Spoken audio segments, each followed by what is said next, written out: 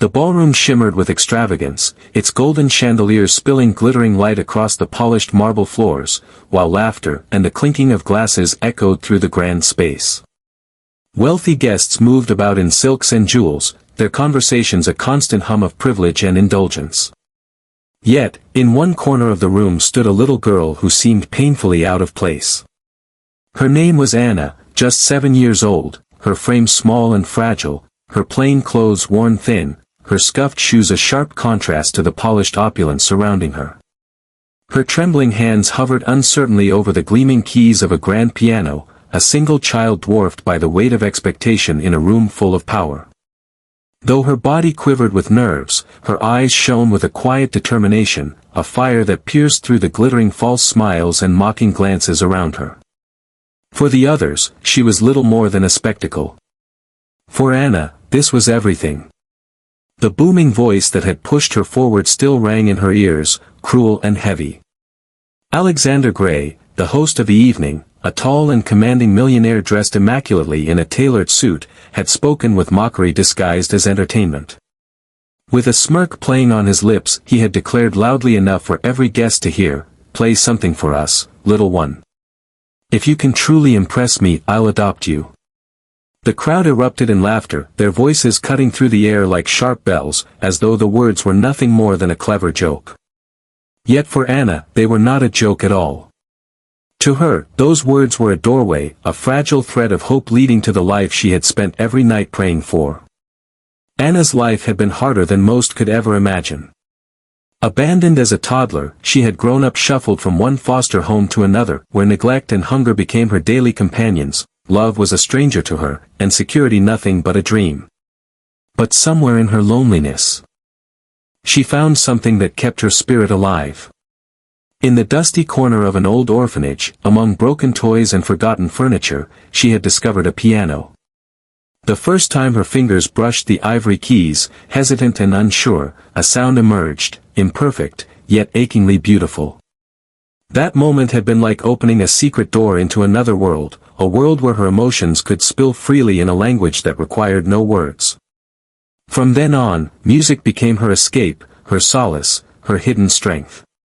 She practiced relentlessly, stealing moments in the quiet of night, guided only by the faint glow of the moon through cracked windows. The nuns would sometimes hush her, but still she played, unable to stop. Playing made her feel alive. And now here she was, in this glittering ballroom filled with people who had never known hunger or loneliness, people who looked at her with curiosity or disdain, waiting for her to either falter or amuse them. Her heart pounded painfully in her chest as she lowered herself onto the piano bench, the sheer grandeur of the room threatening to swallow her whole. Doubt whispered in her ear, telling her she didn't belong here, telling her she wasn't worthy of touching such a magnificent instrument. Yet beneath the doubt, her soul pushed against the weight of fear, demanding to be heard. Her small fingers hovered above the keys, trembling as the silence of anticipation thickened around her. She pressed down, and at first the notes stumbled, shaky and uneven. The sound wavered, fragile, and a ripple of laughter broke from the audience, sharp and unkind. Someone whispered too loudly, mocking her effort. From his chair, Alexander leaned back, his smirk deepening, clearly entertained by her struggle.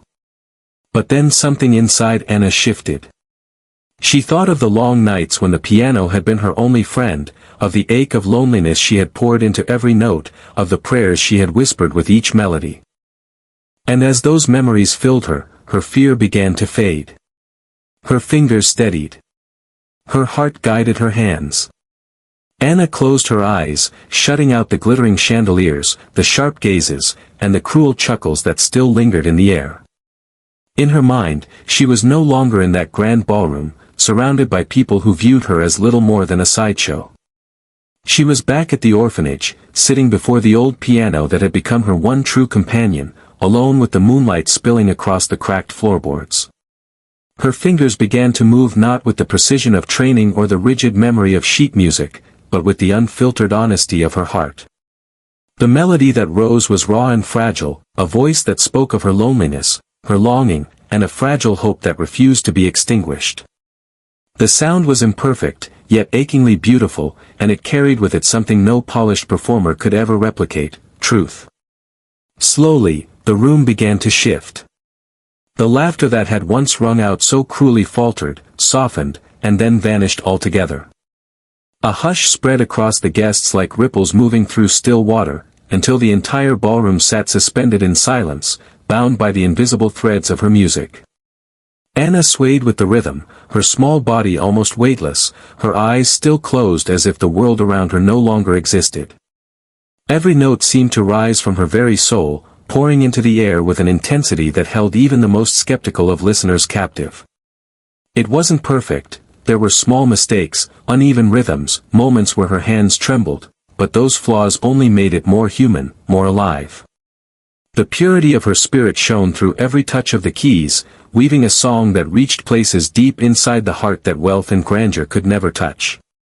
Alexander's smirk, once so fixed and cruel, began to falter. His posture shifted as he leaned forward in his chair, his gaze locked on the little girl who had taken his mocking challenge and transformed it into something extraordinary. For the first time in years, something stirred within him, something he thought had long been buried beneath layers of arrogance, power, and wealth. Memories he had worked so hard to lock away broke free, his mother's gentle hands gliding across piano keys, the soft lullabies she played to soothe him before she passed away, the warmth of a home he had lost too soon. He had convinced himself that vulnerability was weakness, that sentimentality had no place in the life of a man determined to conquer the world. And yet, Anna's music slipped past the armor he had so carefully built, breaking through the walls he thought were impenetrable. The final note lingered in the air, trembling like a fragile flame before fading into silence. The stillness that followed was heavy, almost sacred. No one clapped. No one dared to speak. All eyes remained fixed on the little girl who had just turned a moment of cruelty into a revelation. Anna opened her eyes slowly, as though waking from a dream. She lifted her gaze and met Alexander's directly. In that instant, she was no longer just a frightened orphan seeking approval. She was a brave soul demanding to be seen, her presence undeniable, her music echoing still in the hearts of everyone present. Alexander's throat tightened, the urge to laugh, to brush it all aside with another cutting remark, rising instinctively within him. But the words refused to come. Instead, he felt a wave of emotions he could not contain, and before he knew it, he was rising to his feet, his composure slipping as his eyes burned with an unfamiliar sting. The ballroom erupted into thunderous applause, a release of everything that had been held back, but Alexander hardly noticed. The only thing he saw was Anna, her small hands resting on the keys, her fragile frame trembling slightly, her eyes waiting for an answer that would define the rest of her life. The crowd expected him to continue the performance of arrogance, to toss out another cruel line and turn the moment back into a joke. But Alexander found he no longer had the taste for laughter. Instead, he stood frozen in the realization of how empty his life had become.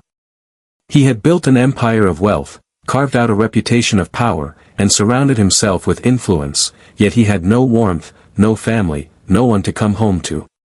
In that moment, the truth struck him with a force that stole his breath. He had everything the world could offer, and yet he had nothing that mattered. And here, before him, was this little girl who had reminded him of the beauty of love, of pain, of hope, things he had long abandoned. Anna did not know if his earlier words had been a cruel joke or a promise, but she clung to them with every ounce of her being. Adoption to her was not just a word, it was safety, it was belonging, it was love. It was the life she had prayed for but never dared to believe would come true. She stood there in silence, vulnerable and unguarded, waiting to see if her dream would shatter or finally take shape. Alexander's steps toward her were slow, each one heavy with the weight of his pride crumbling. The ballroom watched in breathless silence as the man who had mocked her crossed the floor, his expression transformed from arrogance to something raw and unfamiliar. When he finally reached her, he knelt down so that his eyes were level with hers. For the first time, his voice trembled, unsteady yet sincere, as he whispered words that would change both their lives forever. You've given me something no amount of money could ever buy. From this day forward, you're not alone anymore. Tears welled in Anna's eyes, her small chest rising and falling with a trembling breath as the weight of his words sank in. For years, she had survived on scraps of hope, never daring to fully believe that love could be hers. But in that moment, she allowed herself to believe. For the first time in her young life, she wasn't just a frightened orphan on the outside looking in. She was chosen. She was seen. And for the first time in years, Alexander Gray, the man who had thought himself untouchable, felt the stirrings of something far greater than pride. He felt the power of redemption. The applause swelled until it filled every corner of the ballroom, the sound thunderous as the guests finally understood they had witnessed something far greater than a performance. Yet for Anna and Alexander, the cheers and clapping faded into the background, becoming nothing more than a distant hum. In that moment, the world had narrowed to just the two of them, the small, fragile girl who had poured her soul into a piano and the man who, against all odds, had been moved to rediscover his own humanity. Alexander knelt and wrapped his arms gently around her, afraid that if he held her too tightly, she might break, and Anna clung to him with desperate strength, as if terrified he might vanish like every fleeting hope before him. Their embrace spoke more than words ever could. It was a promise, fragile yet unshakable, that neither of them would ever be truly alone again. But their story did not end with a single moment or a single vow. Adoption was not simple, not the kind of magic that swept away the past in an instant. It was a road that demanded patience, commitment, and faith. Alexander found himself facing skeptical questions from colleagues, whispers from so-called friends, and ridicule from those who thought he had grown soft or sentimental. A man of his stature was expected to build empires, not families. Yet none of that mattered to him anymore. For the first time in his life, he had discovered a purpose beyond the relentless chase for wealth and recognition. Anna had changed something inside him, and the world's opinions could no longer touch the place in his heart that she had awakened. Anna, too, carried her own burdens. The scars of her childhood did not fade overnight. Years of abandonment had left her wary, afraid that happiness was something fragile, something that could be snatched away at any moment. Trust was not something she could give easily, not even to the man who had taken her hand and called her his daughter. But Alexander did not waver. He showed her, day after day, that he would be there, that his promise was not empty. With every gentle reassurance, every moment of patience, he helped her learn to believe again. Slowly, she began to heal. The piano remained her sanctuary, but it was no longer a place of loneliness. Now, it was a place where joy lived, where laughter echoed, where memories were made.